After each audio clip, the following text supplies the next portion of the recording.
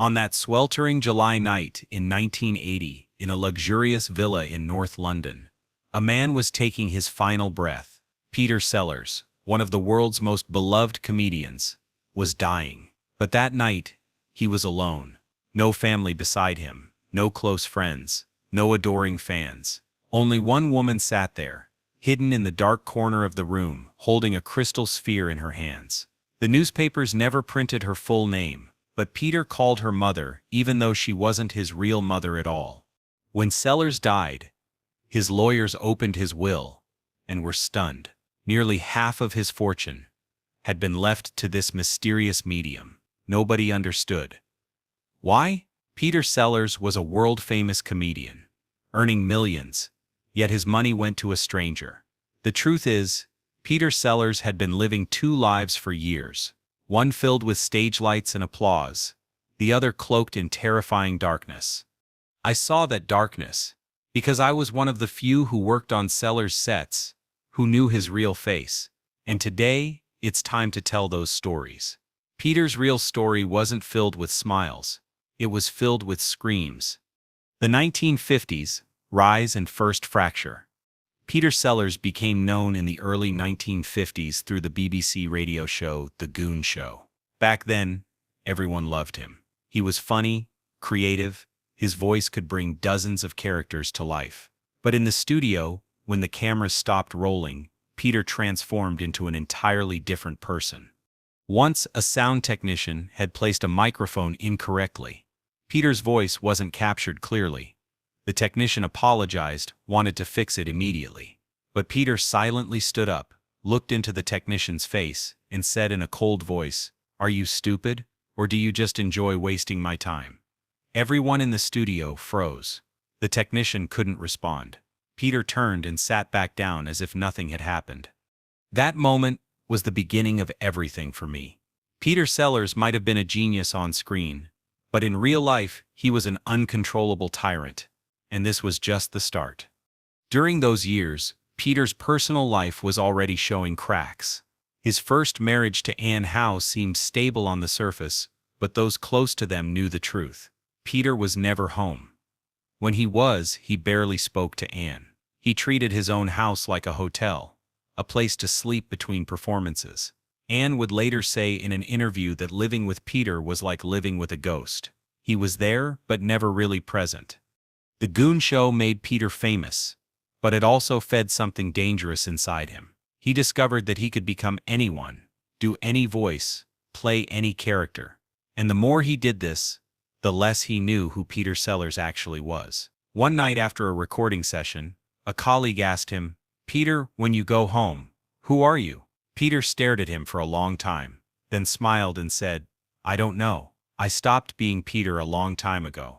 That answer haunted everyone who heard it, because it was true. Peter had become a collection of characters, a closet full of masks. But underneath all those masks, there was nothing, just emptiness. And that emptiness terrified him more than anything else in the world. The 1960s. Inspector Clouseau and toxic success. In 1963, Peter Sellers landed the role of his life. Inspector Clouseau. The Pink Panther series made him an international star. But this success only deepened the darkness inside Peter. Now everyone knew him, but no one could get close to him. On set, he constantly clashed with director Blake Edwards. When Edwards told Sellers how a scene should be shot, Peter would become angry and sometimes wouldn't speak for hours. Once, they wanted to reshoot a scene. Peter refused, got in his car, and drove home. The shoot had to be postponed for a day. The producers were furious, but what could they do? Without Peter Sellers, there was no film. But the real problem was the war inside Peter's own head. During those years he suffered his first serious heart attack. Doctors warned him he needed to reduce his stress, but Peter didn't listen. For him, living meant constantly performing, and if the performance ended, who would he be? Around that time, Peter first met a medium. His name was Maurice Woodruff. Maurice told Peter that his mother's spirit wanted to speak with him. Peter's mother, Anne Sellers, had died a few years earlier. Peter had been deeply attached to her, Perhaps she was the only person he ever truly loved. Maurice's words profoundly affected Peter. From then on, he consulted Maurice for every important decision. Which film to make, which role to accept. He even asked Maurice who to love. The cast and crew noticed the change immediately. Before any major scene, Peter would disappear into his trailer and make a phone call. They knew he was calling Maurice. One time, during the filming of a shot in the dark, Peter refused to film a crucial scene. The director was baffled. Peter simply said, "The spirits told me today is not the right day." Production stopped. The entire crew waited. Finally, 2 days later, Peter agreed to shoot the scene. Nobody dared question him. His co-star Elke Sommer later recalled that working with Peter was like walking on eggshells. One moment he could be charming and funny, cracking jokes between takes. The next moment he would explode in rage over something trivial like someone coughing during his lines. She said Peter had two faces, and you never knew which one would appear. But behind the anger and the control, there was something else. Fear. Peter was terrified of being ordinary, of being forgotten, of being just another actor. The fame he had worked so hard to achieve had become his prison. He couldn't escape it, couldn't stop performing, couldn't just be human, and so he turned to Maurice, hoping the spirits could guide him through the maze he had built around himself. The 1970s, paranoia and isolation. When Maurice Woodruff died in 1973, Peter Sellers completely collapsed. There was no one left to guide him, but after some time he found a new medium. This time her name was Doris Collins. Doris was more powerful than Maurice. She told Peter she could channel not just his mother but other spirits as well. And Peter believed every word. After meeting Doris, Peter's behavior became even stranger. He rarely left his house now. When he came to sets, he carried crystals, incense, and papers covered with strange symbols in his bag. Once, before filming a scene, he called Doris and asked, "Do the spirits want me to work today?" Doris replied, "No, the energy isn't right today." Peter didn't show up to set. The production team went crazy, but Peter didn't care. His marriages were also falling apart. He had divorced his first wife, Anne Howe. His second marriage to Britt Eklund was a disaster. In her memoir, Britt described Peter as selfish, paranoid, and emotionally abusive. Once Peter told her, "You're just a decorative piece for me." Britt wrote that in that moment, she saw the emptiness in Peter's eyes, as if his soul wasn't there. His third marriage to Miranda Quarry didn't last long either. Miranda couldn't tolerate Peter's obsession with Doris Collins. One evening, while having dinner at home, Peter suddenly stood up and said, "My mother is in this room right now. I must speak with her." As Miranda watched in shock, Peter began talking to an empty chair. That night, Miranda left the house and never returned. The film industry began whispering about Peter's mental state. Directors who had once fought to work with him now hesitated. Insurance companies raised their rates for any production involving Peter Sellers, citing his unpredictable behavior and health issues. But Peter remained in demand because, despite everything, he was still brilliant on camera. The moment the director called action, Peter transformed. The paranoia vanished, the fear disappeared, and a perfect character emerged. It was as if he became someone else entirely, someone who didn't carry Peter Sellers' demons. But the transformation took a toll. After each day of filming, Peter would return to his trailer completely exhausted, drenched in sweat, trembling. He needed pills to sleep, pills to wake up, pills to calm down, pills to feel anything at all. His personal assistant once found him sitting in the dark, staring at a wall, tears streaming down his face. When asked what was wrong, Peter simply said, "I don't know how to stop pretending." 1978. Being There and Last Chance. In 1978, Peter Sellers took on one of the most important roles of his career, Being There. The film earned him an Oscar nomination. Critics called his performance the pinnacle of his career. But during the shoot, Peter's condition was heartbreaking. Director Hal Ashby said working with Peter was a nightmare. Peter constantly demanded script changes, rewrote scenes, and ignored other actors. Once, during a scene with co-star Shirley MacLaine, an emotional moment where Peter's character was supposed to embrace Shirley's character. Peter refused to do it. "This scene is ridiculous. It needs to be changed," he said. Shirley was shocked. Hal Ashby insisted. Finally the scene was shot, but there was no emotion on Peter's face. He was like a robot. During filming, Peter called Doris Collins every single day. Sometimes he brought Doris to the set. Doris would sit in Peter's trailer, communicating with spirits. The crew found this bizarre, but nobody said anything. Peter Sellers was now untouchable. When the film was released, it achieved great success. Peter received an Oscar nomination, but didn't win at the ceremony. That night Peter went home and called Doris. "What does my mother say?" he asked. Doris replied, "Your time hasn't come yet, but soon everything will change." Peter wanted to believe these words, but deep down he knew his time was running out.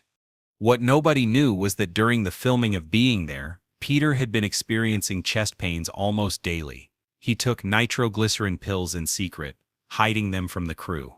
He was terrified that if the studio found out, they would shut down production and he would lose his last chance at a great role. So he pushed through, ignoring his body's warnings, focusing only on the performance. Shirley MacLaine later revealed that Peter confided in her one night after filming. They were sitting in his trailer, and Peter suddenly said, "Shirley, I'm dying, I can feel it, and I'm terrified because I don't know who's going to die. Is it Peter Sellers, or is it just another one of my characters?" Shirley didn't know what to say. She simply held his hand. Peter looked at her and whispered, "I've spent my whole life becoming other people. I forgot to become myself." 1980, the final days. In the summer of 1980, Peter Sellers was living with his fourth and final wife, Lynn Frederick. But this marriage wasn't happy either. Lynn was disturbed by Peter's dependency on Doris. One evening, Lynn told Peter, "It's either me or Doris." Without hesitation, Peter answered, "Doris." Lynn left the room in tears. At the end of July, Peter's heart began causing problems again. Doctors admitted him to the hospital, but Peter didn't want to go. "My mother is here. I must stay with her," he kept saying. Finally, they forced him to the hospital. In the hospital, Peter's condition rapidly deteriorated. Doctors called his family and close ones. But Peter only wanted to see one person, Doris Collins. Doris came to the hospital and entered Peter's room. Nobody knows what they discussed inside, but when Doris came out, there was a strange smile on her face. On the night of July 24, 1980, Peter Sellers died. He was 54 years old. The cause of death was listed as heart attack, but one of the nurses who was there that night later told a strange story. She said that before taking his last breath, Peter looked toward an empty corner and said, "Mother, I'm coming." The days before his death were filled with confusion and medication. Peter drifted in and out of consciousness. At one point he woke up and asked the nurse, "Am I Peter Sellers right now, or am I Clouseau?" The nurse tried to comfort him, but Peter grabbed her hand with surprising strength and said, "Please tell me who I am, because I've forgotten." Lynn Frederick tried to visit him multiple times, but Peter refused to see her. He only wanted Doris. Hospital staff later reported that Doris spent hours in Peter's room, sometimes speaking in strange voices, performing what appeared to be rituals. The hospital administrators were uncomfortable but didn't intervene. Peter Sellers was a celebrity, and they didn't want scandal. On his final night, Peter was alone, except for a single nurse. His breathing had become labored, his heart was failing. The nurse said Peter suddenly opened his eyes wide, looked directly at something she couldn't see, and smiled. It was the first genuine smile she had seen on his face. Then he whispered those final words, "Mother, I'm coming," and closed his eyes forever. The aftermath. The funeral was one of Hollywood's most magnificent ceremonies. But when Peter's will was opened, scandal erupted. A large portion of his fortune had been left to Doris Collins. Lynn Frederick objected, took it to court, but the will was valid. Doris received millions of pounds and disappeared. Nobody ever heard from her again. Peter's children from his earlier marriages were devastated, not just by the loss of their father, but by the realization that he had left them so little. His son Michael later said in an interview, "My father died years before his body did. The man in that hospital bed wasn't my father anymore. I don't know who he was." The film industry mourned publicly, praising Peter's genius, his contributions to comedy, his unforgettable characters. But privately, many who had worked with him felt relief, mixed with sadness. Relief that they no longer had to navigate his paranoia and rage. Sadness that such extraordinary talent had been consumed by such profound darkness. Blake Edwards, who had clashed with Peter so many times, gave perhaps the most honest eulogy. He said Peter Sellers was the most brilliant actor I ever worked with. He was also the most tortured. He gave us laughter, but he couldn't find any for himself. He made millions laugh but died alone, searching for someone who didn't exist, his true self. Years later, when being there is shown in film schools, professors point to Peter's performance as masterful, noting how he conveyed profound emptiness through subtle gestures and vacant stares. What they don't know is that Peter wasn't acting in those scenes. That emptiness was real. That search for meaning was genuine. Peter Sellers had simply pointed a camera at his own soul and let it record the void. The hidden truth. Today, Peter Sellers is remembered as a legend. Inspector Clouseau still makes people laugh. But behind those laughs, there's deep pain and loneliness. Throughout his life, Peter Sellers searched for two things: love and control. But he found neither. When he stepped on stage, he was a god. But when the stage closed, he was nothing. Perhaps the most painful truth is this: Peter was never able to be himself. He always played a character, wore a mask, and he never dared to remove that mask because he didn't know who was underneath it. In his personal notebook found after his death, there was a single entry written just days before he died. It read, "I have played 1,000 characters in my life. Kings, beggars, heroes, fools. But I never learned to play Peter Sellers, and now it's too late. I'm dying, and I still don't know who I am. Maybe I never existed at all. Maybe I was just a voice, an echo, a shadow pretending to be human. If there is a heaven, I hope they can tell me who I was supposed to be." That note was never made public. The estate kept it hidden, fearing it would damage Peter's legacy. But those who read it understood the tragedy completely. Peter Sellers had spent his entire life searching for himself in other characters, hoping that by becoming everyone else he would somehow discover who he truly was. But the more masks he wore, the further he drifted from any authentic self. Doris Collins was never found. Investigators tried to track her down, but she had vanished completely. Some believe she changed her identity and moved abroad. Others think she was never real at all, just another character in Peter's elaborate performance, a ghost he created to explain the emptiness inside him. The truth died with Peter that July night. His films remain, of course. Dr. Strangelove, The Pink Panther, Being There. Millions still watch them, still laugh at his genius. But if you look closely, really closely, you can see it in his eyes. That desperate search, that silent plea, please, those eyes seem to say, "Tell me who I am." And nobody ever could. Because Peter Sellers, the greatest character actor of his generation, the man who could become anyone, never learned the most important role of all, himself. The lights dimmed. The curtain closed, and Peter Sellers, whoever he was, left the stage forever, still searching for the one character he never found, the real Peter Sellers, if such a person ever existed at all.